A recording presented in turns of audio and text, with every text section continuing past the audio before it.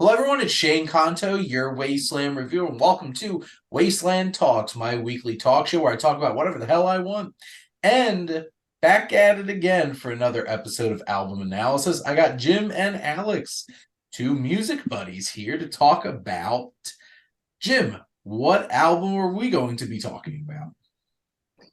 Talking about Resident Alien from 1995, the debut of Spacehog. Um, Featuring, I wrote down names and some notes here, but I don't even know if I can read it. Featuring two brothers, all four of the members were British from Leeds. So I believe the name of the album comes from their status in New York City when they formed the band. Um, this was one of the first rock songs that really got me back in like the Y100 days. That was the alt radio station when I was growing up. And my sister and I were members of BMG Music, the music club, which meant we got deals on CDs, and occasionally we'd have to pay full price, but then we got big discounts on others, then we got them in the mail. If she had not bought this record, I don't think I ever would have listened to it all the way through. Lots of people know the title, not the title track, excuse me, the opening track. In the meantime, they've had 1, 2, 3 albums since that failed to recapture the magic, it seems. I have a few op-edy things kind of to say, but that first track in the meantime was a monster of my childhood as far as rock songs go. So maybe I'd be interested to hear what you guys think of that song first of all, and then maybe we could delve in from there. I know, like I said before we started recording, like I started playing the album, like, wait a minute, I know this song.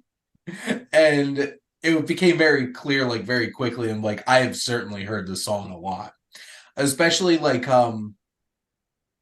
it's funny because I generally don't listen to a ton of newer music myself. Most of my favorite artists are decades older than I actually am. But growing up, my mom has always been one hip with music. So like when I would like listen to music with my mom, and also my brother is such a big fan of like mid to late 90s, early 2000s music. So like if it could have been an American Pie movie, he probably listened to it a lot.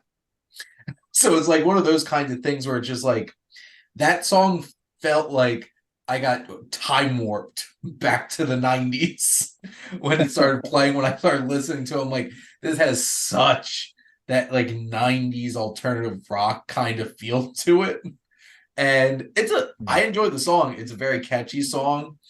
It has a lot of like it goes through a lot of interesting kind of sounds and stuff like that in it. And yeah, it definitely was a very big grab to my attention to start because I'm like, I've never heard of Spacehog.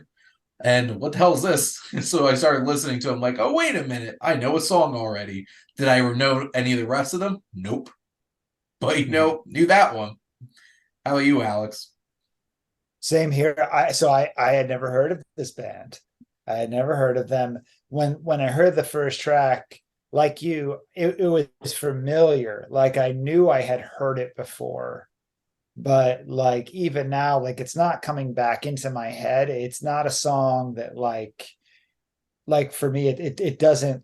It's not an earworm for me for some reason. I don't know why, but it's incredibly well produced, and the entire album is incredibly well produced. Um, and I think I actually like some of the other songs on the album more so than the first track, which is that's kind of how I am. I always end up finding something in the middle there that speaks to me a little bit more. But yeah, no, it's just a really well produced album, and there's like a familiarity about the band sound but I was like, I could never put a finger on like, where did I hear this before? Like I couldn't tell. This is probably the fourth or fifth time I've listened to the album all the way through.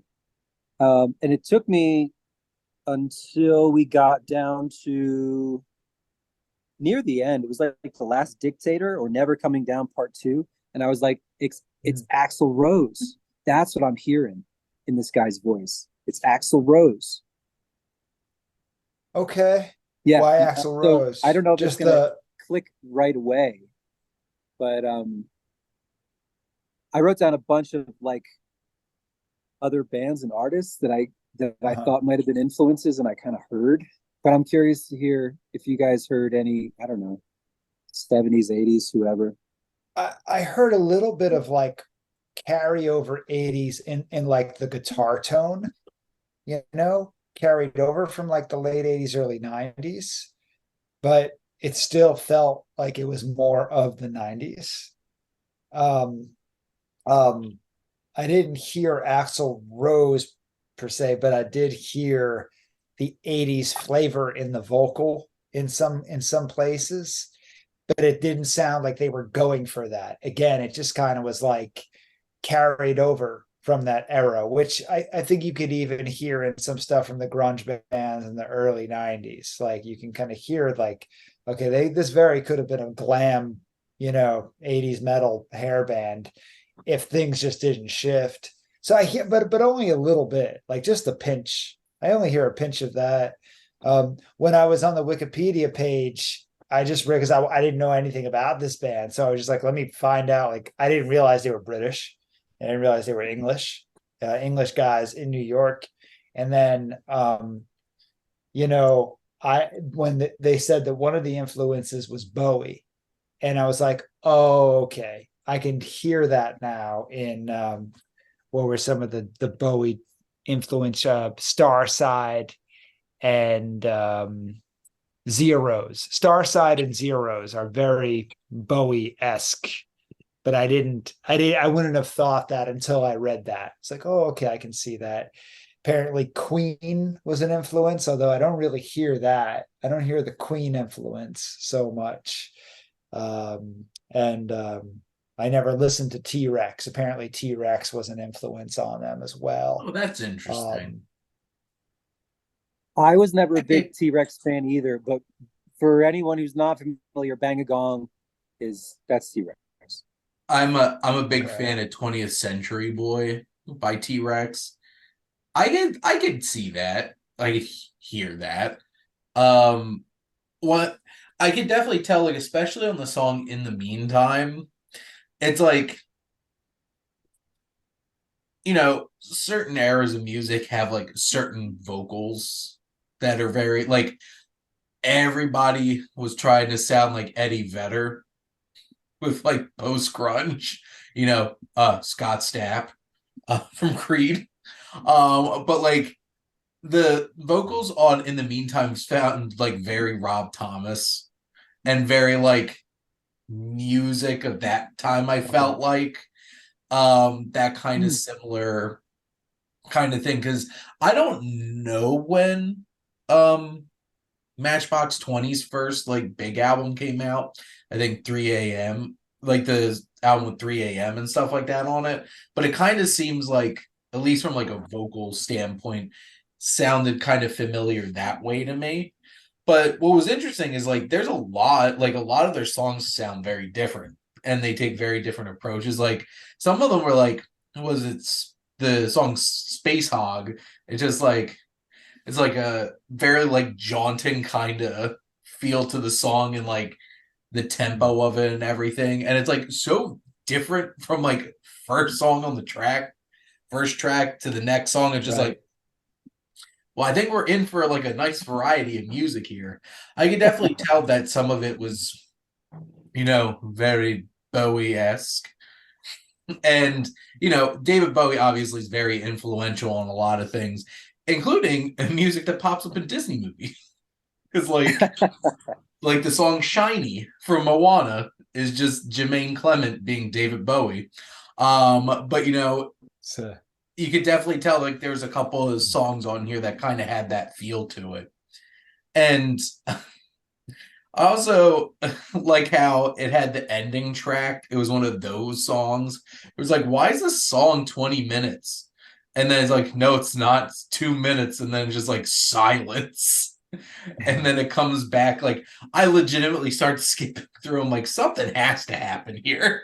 Wait, was there I not a hidden track? Did they just put silence on the end? Well, no, it came back at like, I think it's like after 11 minutes of silence, then it starts Okay. like playing music again. Oh wow. Oh man. How did That you was a very popular time to do that, wasn't it? Like the 90s CD to put a hidden track on Yeah. the end there. That was a very I don't know, era specific thing to do. I Were you imagine into I that, very, know Alex? Green Day um, did, I know Green Day did it. I think they did it on Dookie, because my brother would always go, yeah, there was a hidden track. It was just a cool thing. Like you even would like wait. Disturbed did that on one of their albums, I know Asylum. Live did it on a couple of their albums. They had a Like hidden track. they I think a lot of people did it. they secretly cover I Still Haven't Found What I'm Looking For by U2 on like the last track. You It said just Disturbed did goes, that? yeah, it goes silent for like a big chunk. And then all of a sudden it's just like, wait a minute, is there another song starting? And then it's a That's cover funny. of U2. I'm like, what? That's too That's funny. funny. So I like, Good read place to do a I read cover. one Yeah. review. If I uh could I pick a quote from the review for you guys. yeah. So Alex went to Wikipedia. I went to I was just scrolling down the first page of results and Pitchfork jumped out. It was like a revisiting from a few years ago. And so the quote was Resident Alien is architecturally sound, occasionally great, always amusing collection of transatlantic power pop. It's a mouthful of words, but it Power kind of gives you a pop. lot to think about. Alex, I like that you brought up grunge because, Mhm. like, I think the author actually mentioned in the article that it was kind of a bridge between Britpop and grunge of the 90s. Okay. Like, it wasn't Oasis, but it was a familiar formula, and it wasn't Pearl Jam, but it was somewhere in the middle, and it was like fun and kind of manic, you know? Um, Yeah. Yeah. so I don't know. So I you can thought Well, that hear was what thought that was a fun quote to, yeah. maybe that was one of the reasons why I could see why they used the word power pop at the time, because of the bands that were popular at that time. You almost had to be anti-pop in a way for that little slice of time in the mid 90s, whereas like you don't want to sound like you're trying to write a catchy song. And that faded very fast. There was a short-lived era, but it was an era. And so I could see but I always get the word pop always gives me that cringy kind of reaction because I don't think, I don't know, I don't think a rock band is ever setting out to play pop. I don't think it's ever their intention. I think that that's a label that gets slapped on them. But all the other things seem, I wouldn't debate. I wouldn't debate that. But it's funny because if it was released today, I don't know if they would have used the word power pop. If it this was released anytime in the last 20 years, I don't know.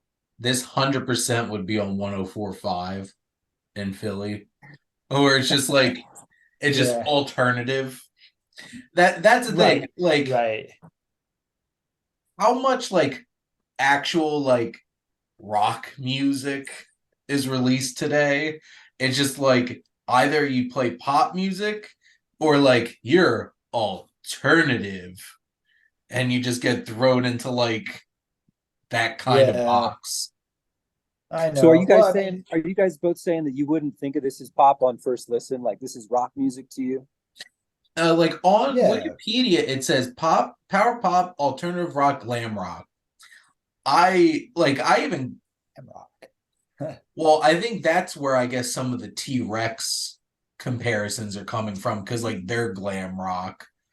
But like I would definitely put this under like that alternative rock music from like this time period. And that's interesting that you said that, Alex, because yeah, this is like right before the boy bands Just a and couple years, a and year and like a Britney half, right? Spears came like Basically. rah, like roaring in and taking over pop music. I also Yeah. don't like the term like what's pop music mean besides it's just popular? I never really got that I label, mean, to be well, honest. there's always the pop song structure, which this band Yeah. definitely makes use of. I was just listening to like The Dictator. That was the last Dictator was the last song I had, and I was before I parked my car, and I was like, this is very poppy.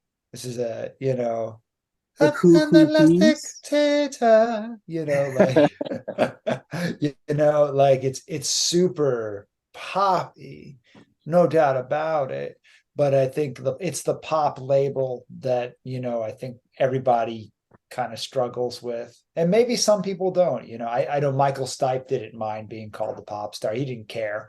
He knew what he was doing. They were selling records and selling out arenas. He didn't mind being called a pop star. But I think that when you're looking back on it, alternative feels like the safest thing to say, because they go in so many different directions Mhm. on this album. There's a punk rock song. I forget the name of it, but the one that kind of opens with the church pastor, Oh and talks yeah. about the I homosexuals. think So I there's think that space is the place. Yeah, I Mhm. had that one circled. Incest and homosexuality and all kinds of stuff going on in that one. yeah. So I mean, they go in a couple different directions, and then you even have a little bit of like synth pop, dare I say, like in a couple places. What was it? The cruel. What's the Cool to be track? kind. Cruel to be Cool to be kind. kind. I wrote next to that song Jesse's Girl? Question mark. Oh, I was thinking of only a few, I think, but cruel. Yeah, cruel to be kind. That's Oh, probably only a more the few. I pop. really liked only a few, actually. I like only a few too. There's something very soothing and soothing about that one, you know. But you know, he. Do you know who wrote most of the songs? Was it just one person, or was it this is a collaborative thing? I don't know. I know that the Langdon brothers get most of the like they seem to be the dominant characters of the band. Um, one of them Okay, would marry Liv Tyler, I think. So he married into It rock and yeah, it roll. says We'll see. all there you go. tracks are written by Royston Langdon, except Oh wow. three of them had other contributors. Oh, Okay. Royston Langdon, yeah, So he's a good like songwriter. He's got some. I mean, there's some of the. Yeah, no, he's definitely a good. He was a great songwriter. There's some interesting stuff in there. Whether or not I'm in love with the flavor of it, I'm still kind of on the fence with. But the songwriting is fantastic. You know, I'm that's curious to just me. know. So I checked off one, two, three, four songs. So I'm curious to know how many of the songs I liked you also liked, Alex. So I have In the Meantime, Candyman, Only a Few, and then To Be a Millionaire, which is the last, not the hidden track, but the Yeah. last one. So How of many of of those did you those, also like? the second half, I like only a few, and I really like To Be a Millionaire. In the meantime, and Candyman aren't my vibe. I don't know why. Okay. So Candyman, screw you, Jim. Candyman, No, Candyman, just Candyman. joking. No, it's just they're just not my those first two aren't my vibe. But this is but I really I dig the vibe of the only a few, and then of course the stripped down. I like To Be a Millionaire because it's just a stripped down. Feels like a stripped down folk, like a folk pop song almost. Yeah. Very Kind of a different from the sucker. rest of the album. Yeah. I'm a Nice tone sucker of for shift. those. So Did anybody else get the vibe that the song Spacehog sounded like a theme song to a TV show in the 90s? It could have that opening drum beat to Space Hog just jumps into my head like completely unbidden sometimes. And I didn't, it took me there was a gap of a few years because I listened to the CD. My sister had the CD. I listened to all her CDs. Kid Rock was in there. There was Garth Brooks. There was all kinds. There was some good stuff too. There was like Train and Hoobastank and lots of 90s shit. But for some reason, I mean, I loved In the Meantime. And then the opening drum, whatever you want to call it, just the drum beat to Spacehog somehow wormed its way into my brain. And for years, I never knew what it was. But it would just jump in there sometimes. And I'd be like, what is this? It's like, did I write this song? Like, is this a sign that I need to record this? Like, what the hell is this? It took me years to go back and figure out what it actually was, you know. But that little window is a super earworm for me. That's cool. Yeah, because the song's like 2 minutes. It just gives off like this could have been a theme song to something vibe. And it's also kind of silly because it's like Spacehog. And it's just like that's what I appreciated about this album is there's such a variety in terms of like tones and like flavors. Because like, yeah, there's some songs that are a bit more like somber and more relaxed and stuff like that. And then you have something like that has some high energy. I think overall, though, it's pretty goofy to me. Like the tone of the whole album is pretty silly. Yeah, right. It never takes itself too seriously, you know. But I feel like, and forgive me, I didn't, look at the lyrics very closely because I was just trying to absorb it. But nothing stood out as like trying to say something like ground shake breaking. Like, no, like they weren't going System of a Down on me, if you know what I mean, but I know there was something in there, you could take something from it if you want to, but it never felt like they were forcing anything down my throat. I would say there's a general kind of like, especially Space is the Place, the one about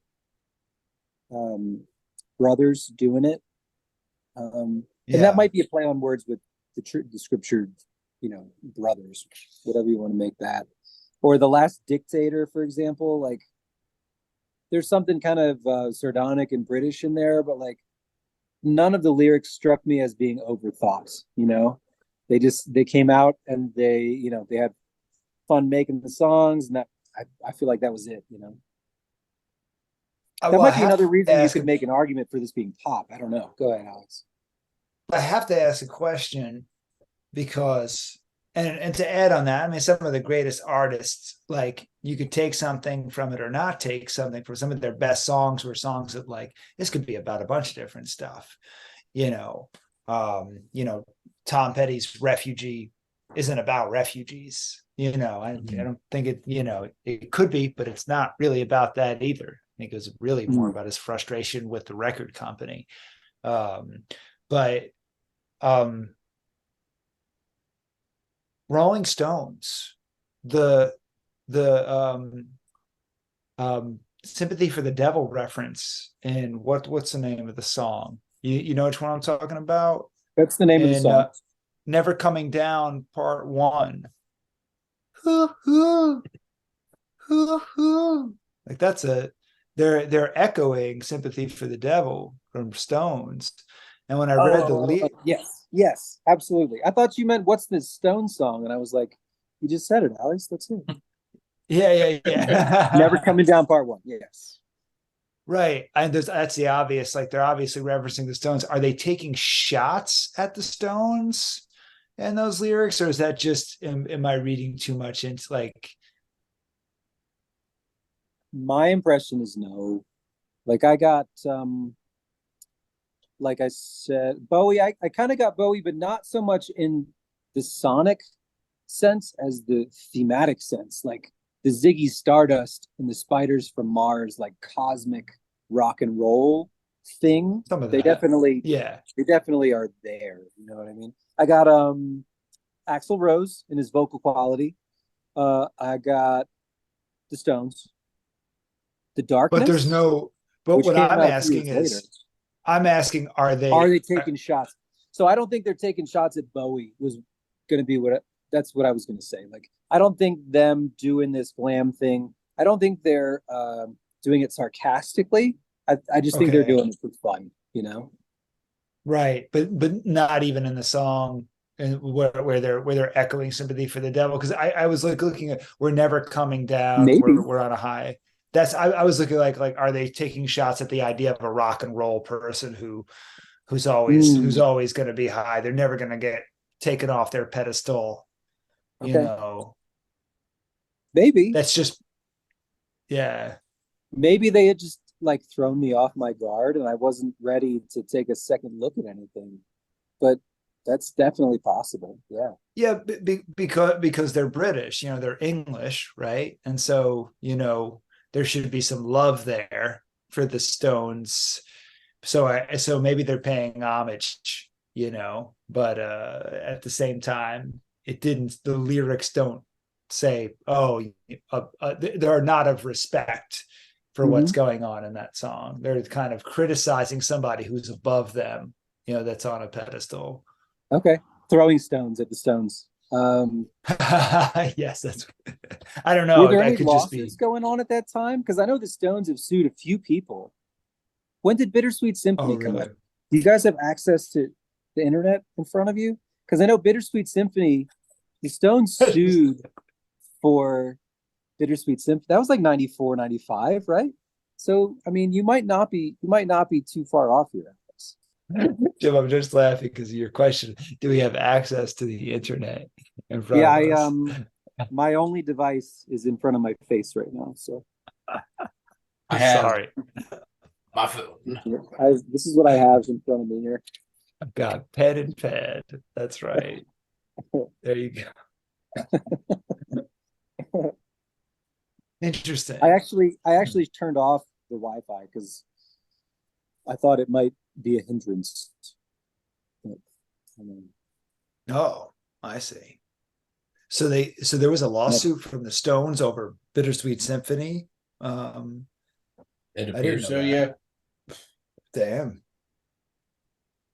but I don't know when that started. That might have been way after. Shane's speed reading right now. It's so intense. I just keep seeing Bittersweet Symphony. That seems to be like the main one. The Okay. main lawsuit. Oh, that's interesting. I wonder if it was the melody or the lyrics. I think it was that string part that is in like the most famous part of They Bittersweet got Symphony sued. was sampled from a Rolling Stones song, and then the Stones sued Richard. I don't remember the guy's name, but the songwriter and lead singer of the Verve. Oh, They okay. they sued him and they won. I think. Fun Damn. story. If we're down for a side, I wanted to see Coldplay in high school, college, like Oh, a while ago, like maybe the Clocks tour. I went to see yeah. Coldplay, and the Verve, no, not the Verve, but that guy, Richard Livingston, Richard, whatever his name was, the songwriter of that song. He and his new Okay. band they were the opening acts for Coldplay, and nobody knew who he was, so nobody was really paying attention to his music. And as the last song of their set, they went into Bittersweet Symphony, and he started like picking a fight with the people in the front row because they hadn't been paying attention. And he was like, "Do you know what it feels like to write a classic? Do you know what it feels like to write a classic?" He was like flipping them off and really just abrasive. He was so proud of that song. Oh, Um, shit. so Yeah. it must have hit him in a special place when they took him to court and Yeah, I'm sure. and won over that. Yeah. Damn. A lot Yeah. of people could have been sued. I only saw that and then that the Rolling Stones are being sued for their song Living in a Ghost Town, which I think that's a pretty cool song. But apparently Sergio Garcia, who I think it said performs under Angel slang or something like that. That's his performance name. I was like, no, you ripped off two of my songs. So that's interesting. Huh. All that copyright infringement. I sue you. I sue you. I sue you too. Yeah. Alex just did his impression of Apple and Samsung. Because that's exactly what happens. Oh, talk to my attorney. But overall, I had a lot of fun with this album. I thought this was a fun time. Interesting, quirky kind of song. It kind of gave me like not exactly like the sound wise, gave me a lot of like Arcade Fire vibes where it's like you throw on one of their albums, it's so random. Like not only like switching between like tone of song, but like also this album has like starts with a 5-minute song, then it's a 2-minute song, then it's a 3-minute song, and there's like a 1.5-minute song, then there's a 20-minute song. And that's exactly what it's like listening to Arcade Fire. I was just like, why are there random 2-minute songs here? And then it's just like, bam, 12 minutes. Yeah. Something. But another thing that points to pop music, I guess, like the 2-minute, the 2-minute song, like keep it upbeat. You start a beat, keep it upbeat, you do your thing, and then before anybody gets tired of it, you're done. Yeah, it's certainly not an AC/DC album. Where it's just like every song 3.5 to 4 minutes. like clockwork. Especially their album, what was that? Rock or Bust.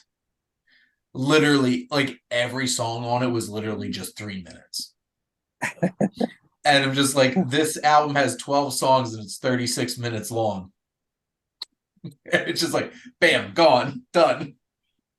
Keep it simple. Yeah. Yep. Keep it very simple. Same chords, everything. Is there anything else like the next time we listen to this, like that you want us to kind of look for? Oh, is that for me? For you, yeah. Because you chose this album, like, is there anything else that you were searching for when you chose it that you would want other people to kind of find? Or yeah, I might, like, since you're asking the question, I might put together like a prerequisite list or something like that. And I might have to, because I don't know Slade or T-Rex, which I saw as influences. I don't know either. Slade, yeah. Slade, I don't know them either. I love Slade. Oh, there was a disconnect for Shane. They're the original performers of "Come On, Feel the Noise" and that's right. "We're All Crazy Now." I don't know the second song. It's more. I know "Come On, Feel the Noise." Feel the noise, girls, rock the boys. It's like it's very much more like. It's not a. It's interesting. They have some weird songs. Let's just say, and we'll just. He's got some pipes. He got the high pitch. But I'm usually a bass. But they're definitely that like silly kind of rock sound and stuff like that. So I could definitely see this album definitely captures like the fun of their music. And I think that's one of the things that stuck out to me the most about this. It's fun. Yeah, I probably have a bias to it because I heard it when I was so young. You know what I mean? But I probably, fun fact, did you see anything about them touring with the Chili's when you were on Wikipedia, Alex? No. I believe their first tour they went on with the Chili's. Cool. Their first North American tour, which I thought was kind of a cool connect. But maybe, yeah, I'd pick some Queen songs and some Guns N' Roses songs and some David Bowie, some Oasis, maybe. Probably Jesse's Girl. Just to kind of like, in a way, I've been thinking about what you said about them kind of poking fun at the Stones. They might just be poking fun at the whole damn thing. Like, Right. and Break this it was all before it down. was. This was before it was like considered a hipster thing to Yeah.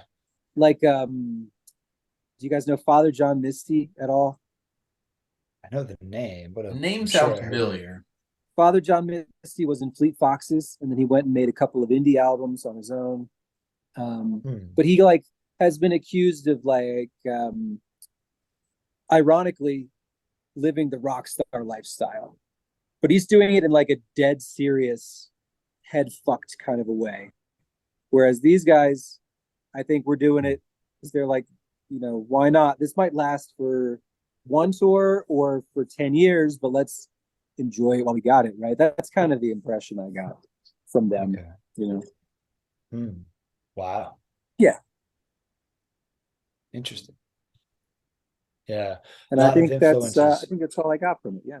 A lot of artists to go back and listen to. T-Rex was in the Hall of Fame, or was put into the Hall of Fame a year ago, or a year or 2 years ago. And I was like, people were talking about him like he was a great songwriter, but I'm just not familiar with his songs, or if I am, I don't realize it. So he's one of those guys I'd have to really go back and listen to. I had never listened to Slade. I'm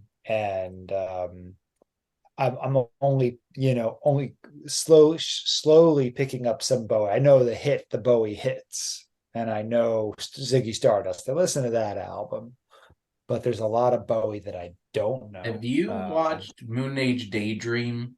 I haven't. I need that to. documentary. I'm pretty sure it's on Max. You could watch it. Oh, it is. Yeah, I forgot. I put it on my cool. list and I forgot about it. I will watch that for sure. I watched that at an IMAX screening. It was cool. Yeah, I heard it was cool. Yeah. Which also A24 is re-releasing in 4K redone that Talking Heads concert from 1984 that Jonathan Demme directed the concert film of this weekend. I'm very excited about that. Oh, cool. Okay. Cool. David Byrne awkwardly dancing in 1984 is something that I'm always. Yeah, exactly. And like his giant suit. His giant suit that would fit me. But so we saw Bowie, Death Cab. Death Cab? Yeah, last night I saw Death Cab at MSG. No actually, whoa! It was kind of incredible. I can't believe that Ben Gibbard. That guy is on another level. That guy's amazing. Yeah. He could do everything too. He can play drums, play guitar, but the dancing, not the best dancer. I've never seen Ben Gibbard dance, so I'll have to check this out. He dances, and his guitar, his multi-instrumentalist guy, he dances too, and he also can't dance. They can play music, they can write good songs, but they can't dance. Well, was it Death Cab or was it Ben Gibbard? White. it was yeah, they are very white, yes. But it was Death Cab, and then there was the Postal Service, because the Postal Service, it was the 20th anniversary of my girlfriend's a huge fan of both of them. I like Death Cab. I'm not a fan. I like some of their songs. So of course I was the asshole, and the crowd going, "Play Soulmate's Body." Play, but they weren't there to play any of the hits. They didn't play any of the hits from like Soul Meets Body, Follow You Into the Dark, whatever the hell came after you were that guy from Step Brothers who was like, "Play The Stranger." We were not 80s doo-wop Joel, sir. You were not the asshole. I was just trying to be funny. Leia like put her hand over my mouth. I was like, if you really wanted to be fun, you should have screamed Freebird. Well, I'm not going to be that asshole. I'm not going to be that guy. I'm not going to play Freebird. But they just played both those, whatever albums they did in 2003, back to back, Death Cab and Postal Service. And I have to say, it was probably it was very cool. It was like I was part of this very special thing. I think they're doing it again tonight at MSG, and I don't know if they're ever going to do it that way ever again. And my girlfriend and our other friends were like on cloud nine because they love those albums, and it was a good show. It was a very good freaking show, and we were general admission. We were pretty close, so very fortunate to check that out. I got to go see Disturbed recently. That was pretty cool. Nice. Very good. David Draymond still got it, and boy, did I feel those flames. They did not skimp on the pyro budget. There you go. Gotta have that pyro. That'd be a fun show. But this is another fun discussion of album analysis. My hope is, so like there was a while we were doing this every month. I'm trying to cycle through like my different segments of my talk show. So hopefully we'll be back in like maybe 2 months or something, or 3 months if you guys are always open to chat some music. Yeah. Take it into some new places. We've done a lot of different kinds of albums on here. But I always enjoy talking some music with both of you, but thank you both for coming on. Of course. You are so welcome, Shane. Thank all of you out there for always tuning in and supporting your Wasteland Reviewer.